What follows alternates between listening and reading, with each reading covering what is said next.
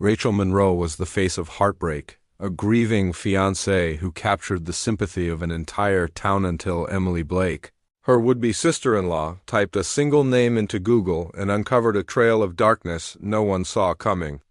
Rachel Monroe had always blended into the quiet rhythms of Millerton, a small town where nothing much ever happened. The streets were lined with familiar faces, coffee shops that remembered your name, and a sense of safety that made locks feel optional. Rachel was found in the upstairs bathroom, bound at the wrists with duct tape, her lips split and bruises spreading across her arms.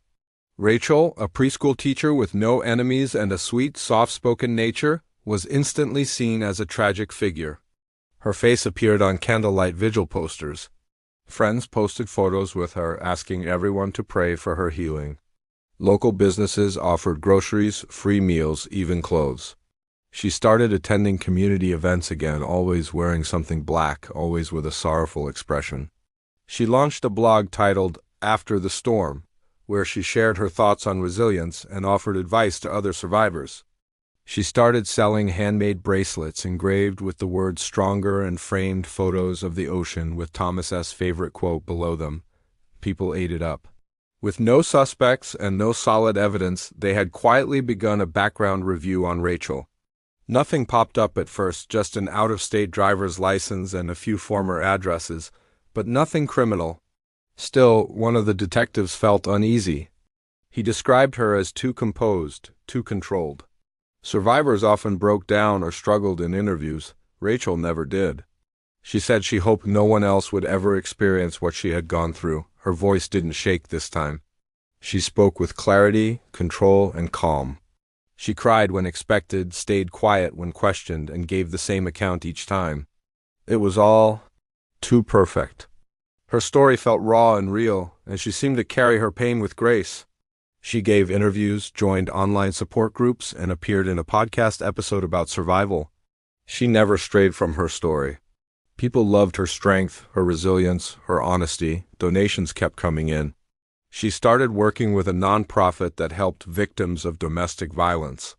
Her new image as a figure of inspiration was complete. Rachel, usually shy and private, began writing short posts online about grief, healing, and forgiveness. She launched a new website, published an ebook, and posted a professional photo shoot in a white dress standing barefoot by the sea. She said it was to honor the life she and Thomas were supposed to have. Thousands liked the photo, but to Emily something about it felt off. And one gut feeling that wouldn't he go away to finally expose the truth that had been hiding in plain sight all along? Her brother's memory was being used to build something that didn't quite feel genuine. The pain felt hollow. Her words resonated with people, and she quickly gained thousands of followers. The grief seemed almost performative. Rachel smiled in too many pictures. Her captions felt curated, her pain packaged for public consumption. She began to wonder why Rachel always found the right lighting, the perfect words, the best angles to present her healing. But she said nothing. Speaking against Rachel felt like betrayal. Rachel had been there that night. Emily hadn't. No one wanted to question a victim. She talked about the importance of finding light in dark places. She thanked the community for helping her survive. She wrote about Thomas, how kind he had been, how much he had loved her, how they were supposed to be married in 6 months. Local news outlets aired segments on her bravery and resilience. Rachel didn't speak much in public, but when she did, she seemed dazed, speaking in a quiet, trembling voice that made people want to hug her and shield her from the world. The crime had been unusually clean for a spontaneous robbery. The lack of forced entry didn't make sense. Why were all the security cameras off? Why wasn't anything stolen besides a few random electronics? Why did Rachel have only minor injuries while Thomas was the only fatality? None of these questions made it into public conversation. The town, still reeling from the violence, wasn't ready to turn suspicion toward the person who had suffered the most. No one wanted to believe that someone so gentle, so visibly broken, could be hiding something. Her eyes were wide with fear, and her voice shook as she told officers what had happened. 3 masked intruders had broken in through the back door, demanding cash and valuables. She said Thomas had tried to protect her but was shot when he lunged at one of them. She had been tied up and left in the bathroom while they ransacked the house and fled. That peace was shattered one stormy October night when police responded to a frantic call from a neighbor who heard screaming from the Monroe house just after midnight. What they found inside was a scene pulled straight from a nightmare. Thomas Blake, Rachel's fiancé, was lying face down in the living room, a single gunshot wound to his chest.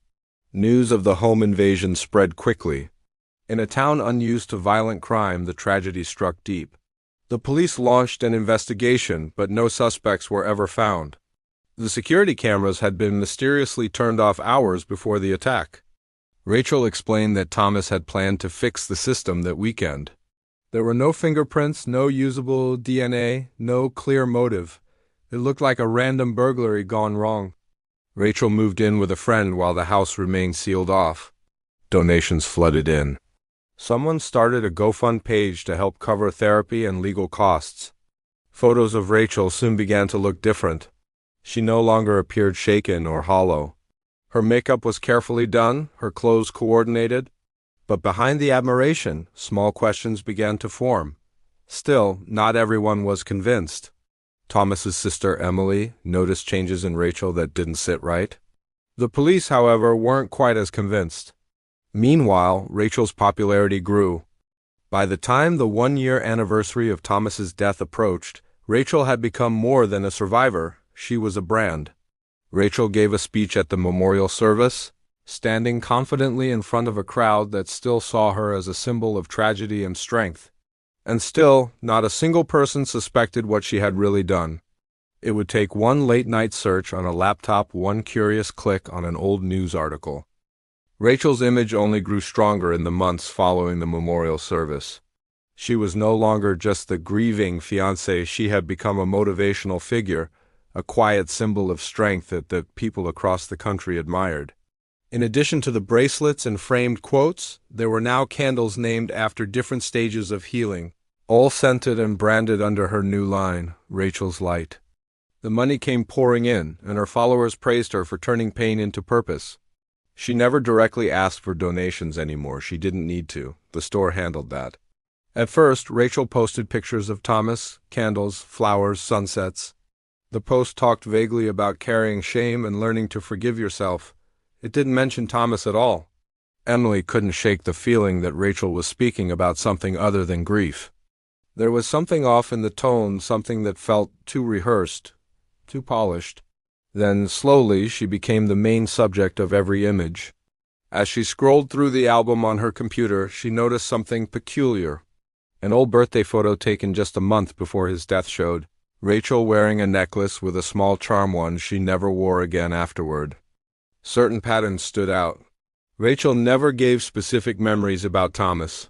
She talked about love, loss, and pain in abstract terms, but rarely mentioned actual experiences. There were no stories about vacations, arguments, inside jokes, nothing personal, just quotes, metaphors, and aesthetic sorrow. That wouldn't have meant anything, except that Rachel had told people she lost all her jewelry in the robbery. Then she tried adding Arizona and news, still nothing. She scrolled further, her eyes scanning headlines. Then, buried deep on the third page of results, she saw a name she didn't expect, Ray Monroe. A second article popped up, this one from a college newspaper. It couldn't be the same woman, but it was. She knew it in her gut. The same smile, the same carefully posed photos, the same carefully built story. She had seen the signs, and now the pattern was forming clearly. It mentioned a poisoning incident in a dorm. A roommate fell severely ill, and though no charges were filed, police questioned a fellow student named Ray. She left school soon after. No contact information. No trace after that. Different spelling. Same face, different state. Same eyes. They said grief looked different for everyone. Rachel had been through something terrible and deserved peace. No one wanted to look closer. She even posted about how painful it was to know the necklace Thomas had given her was gone forever. But a few things bothered one of the lead detectives. Rachel claimed the intruders had come in through the back door, but there were no broken locks or signs of forced entry. The door had been unlocked. When asked why, she had said they often forgot to lock it because they lived in a safe area. That might have made sense for another town. but not Millerton not since the burglary wave 3 years prior that had pushed most residents to be more cautious. She remembered something else. Rachel had once said she'd never dealt with anything close to violence or trauma before Thomas's death. But Emily had a vague memory of Rachel once mentioning she had moved from Arizona. She decided to look it up. A small-town piece about a tragic house fire that had claimed the life of a Man Ray's stepfather. The article mentioned arson was suspected, but no arrests had been made. The young woman involved had changed her name and left town shortly afterward. Just curiosity, she told herself. Just to feel useful again. The biggest red flag was the security system. There was no good reason for it to have been disabled. Rachel had said Thomas had been planning to fix it, but there were no service requests made, and the cameras themselves were in perfect working order. They had simply been shut off. No signs of malfunction. No outages in the area, just turned off.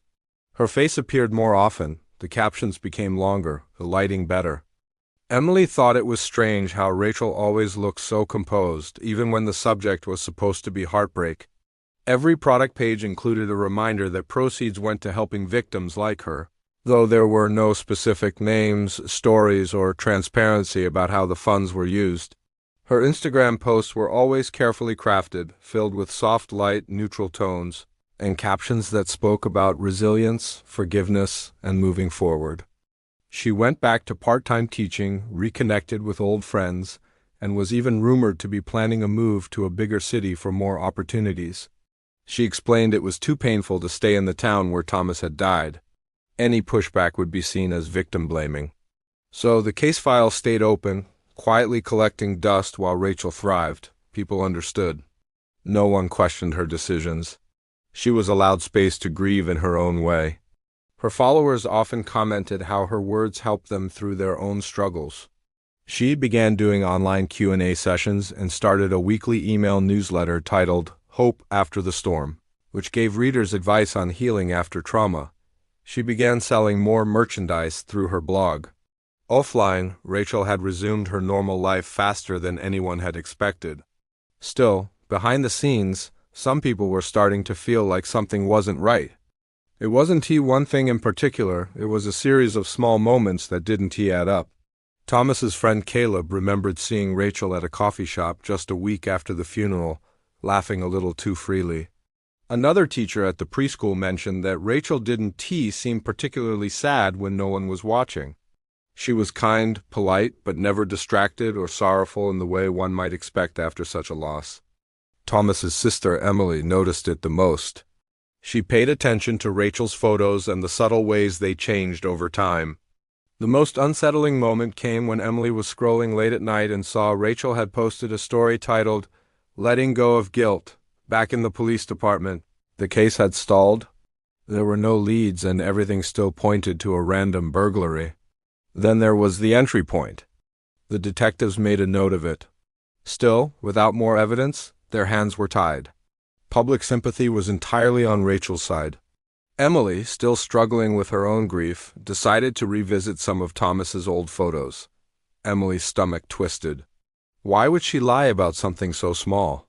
She started reading through Rachel's blog again, this time with a more critical eye. Emily tried to bring it up to her parents, but they didn't want to hear it. But Emily couldn't stop wondering. She typed Rachel's name into the search bar. Nothing came up at first. The article was from 7 years ago. Emily felt her throat close. She clicked deeper, her fingers trembling. Emily's heart pounded in her ears. It couldn't be a coincidence. Rachel Monroe had secrets. And Emily was going to find out exactly what they were. Emily couldn't sleep after what she had found. Her mind kept circling back to the articles, the photos, and the name Ray Monroe. The resemblance wasn't just close, it was exact. The more she stared, the more convinced she became. It wasn't just a fluke or a case of mistaken identity. Rachel had lived other lives, and those lives were filled with unanswered questions, suspicious incidents, and vanished records. She had slipped away from each one, leaving behind just enough confusion to escape suspicion.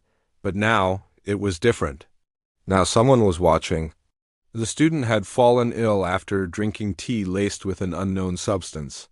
She never stayed long enough for anyone to fully piece things together until Thomas.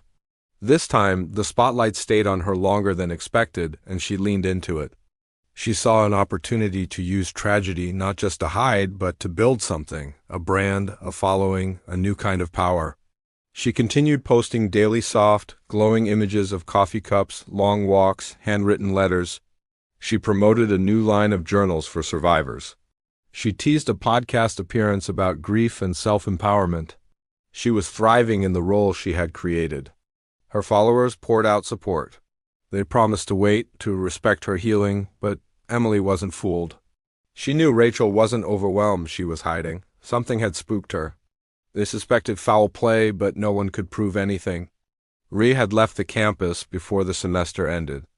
They discovered Rachel had recently tried to withdraw a large sum of money from her online store's linked account and inquired about international travel restrictions related to legal investigations. She didn't resist. She didn't cry. She didn't ask why. She only asked to get her coat. Others insisted it had to be a mistake, but the evidence spoke for itself.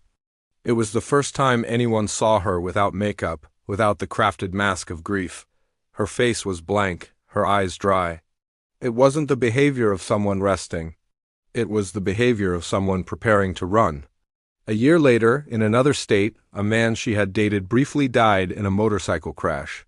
Every town, every friend, every tragic post had been part of a long, calculated game. And now the game was over.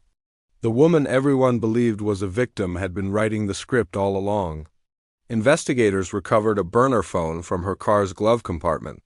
On it were text messages to an unidentified number referring to finally being free and no more loose ends. There was also a deleted folder of voice recordings and a note that read simply, Plan B Arizona. He noticed something Emily hadn't phrases recycled over time, odd timing of posts just before product launches, and oddly specific references to trauma symptoms she'd never described before. It was all curated, optimized for attention. Pain as performance. Witnesses claimed she had encouraged him to speed as a joke. At first, she was reluctant. Everyone had moved on. But when Jack shared what he had uncovered Rachel's past, the name changes, the other deaths, her tone shifted. She agreed to reopen the file quietly and review everything with fresh eyes. No one could prove intent. Again, she left town right after the funeral. Emily didn't know what to do at first. She saved everything, screenshots of articles, photos, old blog posts. There was one key detail that hadn't been acted on before. Faint traces of gunshot residue were found on the inside of Rachel's right sleeve. Initially explained away by her presence during the shooting, the detail didn't seem so harmless now. Jack also reviewed the autopsy and ballistic report. The angle of the bullet was strange. It came from above and behind, not the typical trajectory for a confrontation. If Thomas had been lunging at someone, the shot should have been head-on. Instead, it looked like he had been ambushed. He had once worked homicide in a larger city before moving out to the country. His posts were sharp, skeptical, and well-researched. He didn't believe in coincidences, and he wasn't afraid to follow up on weak leads. Emily messaged him late that night with a summary of everything: Rachel's story, Thomas's death, the suspicious past. She attached the old articles and asked him to meet her in person. To her surprise, he responded the next morning. He agreed to look into it, warning her that these things often led nowhere, but he'd try. She created a folder labeled Rachel Past on her desktop and added anything even remotely suspicious. He started with public records name changes, driver's licenses, addresses. He found that Rachel had indeed changed her legal name in Nevada 6 years ago from Ray Elizabeth Monroe to Rachel Ann Monroe. From there, she had moved through 3 states in 6 years, never staying in one place longer than 18 months. No job records lasted more than a year. No long-term leases. Just patterns of sudden departures, usually following strange events, fires, accidents, or illnesses that made small-town news but were never followed up. There was no one she could go to. Her parents wouldn't listen. The police had closed in on Rachel before and come up empty. The town still adored her. Emily needed someone who understood what to look for, someone who wouldn't be swayed by Rachel's perfectly constructed image. She found him through a local forum for unsolved cases, a retired private investigator named Jack Whitlow. Jack didn't waste time. The college poisoning case had been quietly buried, but Jack managed to contact a former campus nurse who remembered it. The pattern was chilling. Rachel arrived somewhere, built trust quickly, became close to someone who later died under unclear circumstances, and then disappeared before suspicion could follow her. With the help of his contacts, Jack obtained a copy of the forensics report from Thomas's crime scene. Jack began digging deeper into Rachel's blog posts and social media. He decided to contact one of the detectives who had worked the original case. Emily, meanwhile, kept watching Rachel. The woman seemed to sense nothing, but then something changed. Rachel suddenly announced she was taking a break from social media. She claimed the online world had become overwhelming. Jack suspected the same. With the help of the detective, Jack submitted a motion to freeze Rachel's accounts and requested a warrant for her devices. Rachel Monroe was finally exposed. On a quiet Thursday morning, police arrived at her rental house. She was arrested and charged with first-degree murder, identity fraud, and obstruction of justice. News of her arrest exploded online. Her followers were stunned. Some deleted their comments. Rachel's story was no longer one of survival. It was one of deception.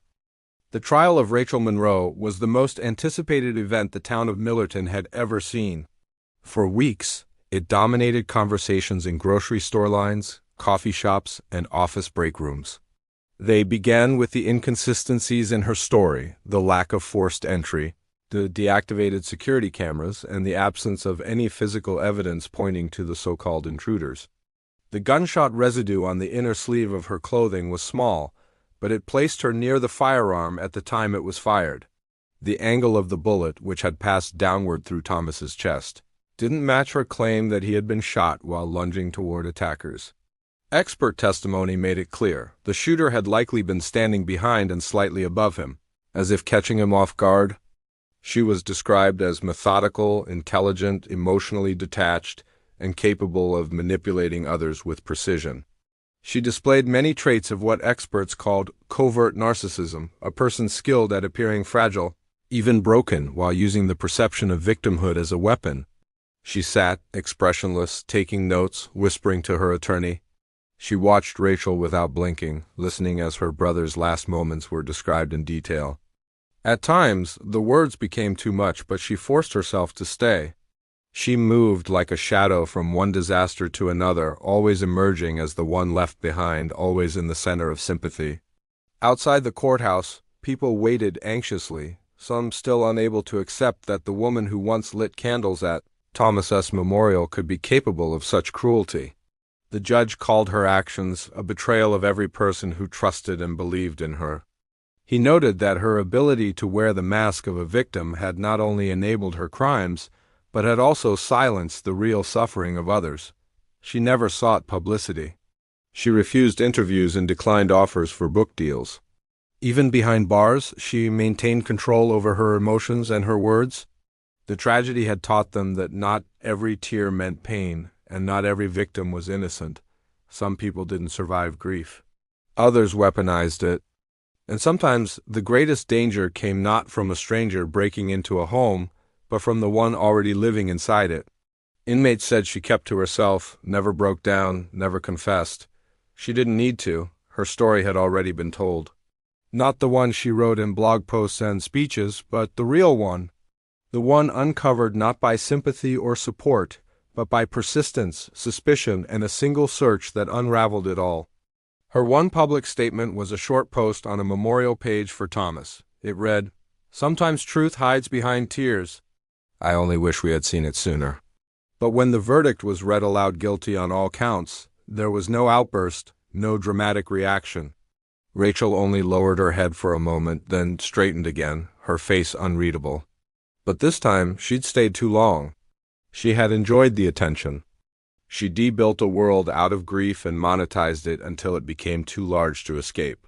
This wasn't just about justice. It was about revealing the truth that Rachel had buried beneath layers of sympathy and performance.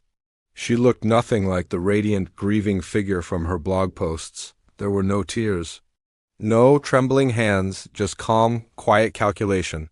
It unnerved many who had once defended her. Her social media accounts, once filled with messages of hope and recovery, now redirected to statements warning about online fraud and manipulation. She became an example in law enforcement training programs about how modern criminals use emotional influence, the internet, and social trends to construct facades too convincing to question. They replayed Rachel's initial statements, highlighting how rehearsed and consistent they had been, even under pressure. Too consistent, as if memorized? They argued that no charges had ever stuck, that Rachel had simply been unlucky in life. They claimed the gunshot residue could have transferred during the struggle, that Thomas might have accidentally turned off the security system, that Rachel had gone into shock and remembered events differently. They portrayed her as a woman repeatedly abandoned by the justice system and misunderstood by those around her. Over $200,000 had been collected in under a year. Very little had been donated to charities, and almost all of it had been funneled into personal accounts, travel expenses, and luxury items. This was no longer just about murder. It was a deliberate scheme to profit from death. The woman they had once seen as a symbol of courage now stood accused of cold-blooded murder and long-term fraud. The courtroom was packed on the first day, a stark contrast to the quiet dignity with which Rachel had once carried herself. She appeared in a modest dress, her hair pulled back, her expression as unreadable as ever. The prosecution wasted no time laying out the foundation of their case. Then came the forensic evidence. The prosecution introduced Rachel's burner phone recovered from her car. Messages recovered from cloud backups revealed conversations with an unidentified contact. The tone of those messages was revealing references to getting rid of the weight, discussions about money, and even a cryptic phrase that read, "Everything goes silent after this." Her attempts to delete these messages had been thorough, but not thorough enough. But it was the trail of her past that painted the most damning picture. The name Ray Monroe resurfaced through multiple witnesses and articles. The fire that had killed her stepfather. The poisoning in college, the motorcycle crash of an ex-boyfriend. Each story on its own had seemed like a tragic coincidence. Together they formed a chilling pattern. A forensic psychologist testified about Rachel's likely personality profile. The defense tried to challenge each point. They insisted the past incidents were just that, incidents. Rachel herself remained quiet throughout the proceedings. She never testified. Emily attended every day of the trial, sitting in the front row, her jaw clenched tight. Midway through the trial, a key piece of evidence was introduced, a financial audit of Rachel S. earnings from her online store and donation campaigns. The prosecution concluded their case with a chilling argument. Rachel Monroe had spent her life crafting tragedies to hide her true nature. The jury deliberated for 3 days. The sentencing came swiftly. Life in prison without the possibility of parole. After the trial, Rachel's online presence was erased. Her blog was taken down, her store shut down. Emily returned to her life slowly, the absence of her brother still heavy, but now with a sense of closure. Rachel Monroe faded from public memory in the months that followed. But in prison, she remained much the same, quiet, distant, always watching. The town of Millerton moved on cautiously. People became more skeptical, less trusting of perfect stories. The news of Rachel Monroe's conviction spread far beyond Millerton. National outlets picked up the story, framing it as a modern cautionary tale about deception, manipulation, and the weaponization of sympathy. True crime podcasts dissected every moment of the case. Thomas's family remained quiet, choosing not to speak publicly except through a statement read at the final court hearing. It simply thanked the people who had remained supportive, the investigators who never gave up, and Emily, whose intuition and persistence had made the truth impossible to ignore. Some had been conned out of money, others emotionally devastated by people who had faked illnesses, trauma, or loss. She followed routines perfectly, made no trouble, and kept her cell spotless. She declined interviews. When other inmates tried to get close, she remained polite but distant. It was as though she had simply moved from one role to another, trading one performance for a quieter one. Her ability to detach, to reframe her identity, had not faded. In the structure of prison life, she found a new stage one with fewer eyes, but still an audience.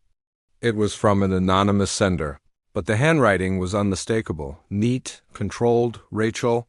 The letter was short, written in smooth, emotionless sentences. She didn't apologize, she didn't confess. But to the people who had known her, who had trusted her, she was something else. Not a symbol, not a mystery.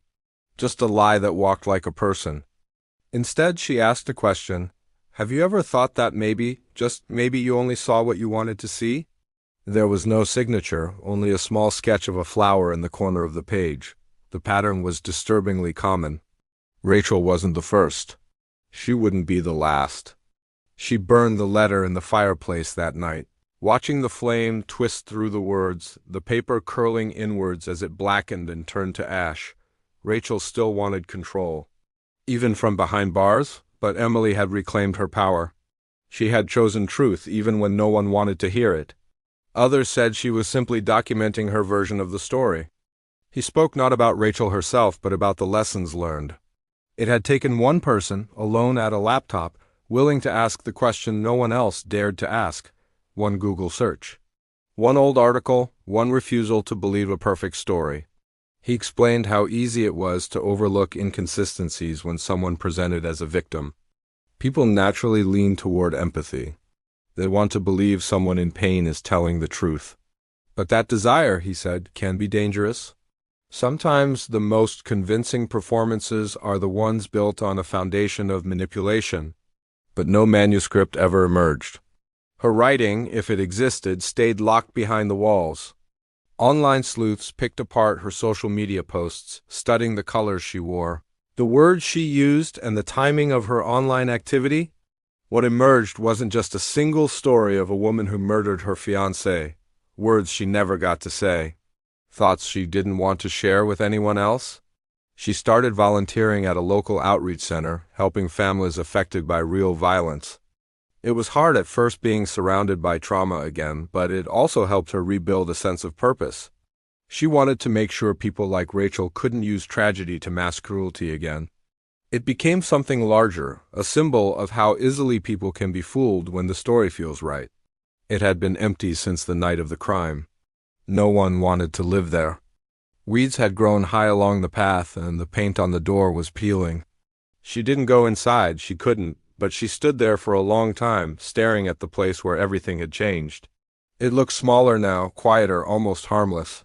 But Emily knew better. She knew the real damage was never in the walls, it was in the lies that lived within them.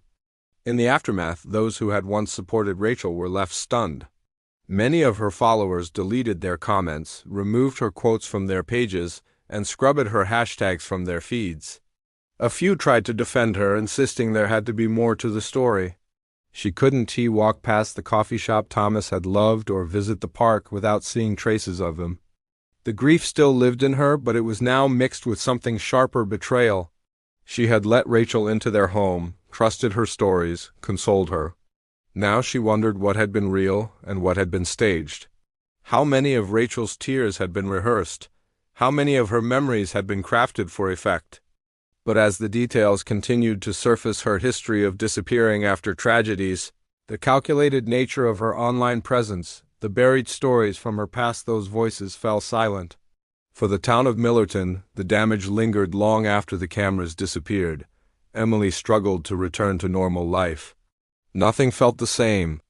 She received messages from strangers across the country, people thanking her for not giving up, others sharing their own stories of manipulation, of falling for lies wrapped in tragedy. Inside prison, Rachel adjusted quickly to her new environment. Guards said she rarely spoke. There were whispers that she was writing again. Journals filled with notes, ideas, reflections. Some said she planned to write a book. Meanwhile, the detective who had helped reopen the case gave a rare interview months later. Emily found closure in small, private ways. She visited Thomas's grave often, leaving behind notes instead of flowers. One rainy afternoon, nearly a year after the sentencing, Emily visited the now abandoned house where Thomas had died. A few weeks later, a letter arrived at her door. Emily didn't respond. She didn't need to. Years passed. Rachel remained in prison, a name occasionally brought up in criminal psychology classes and online discussion threads. Her story became a case study. In the end, it hadn't taken a detective's badge or a courtroom to reveal the truth. And that was all it took to bring the whole thing crashing down.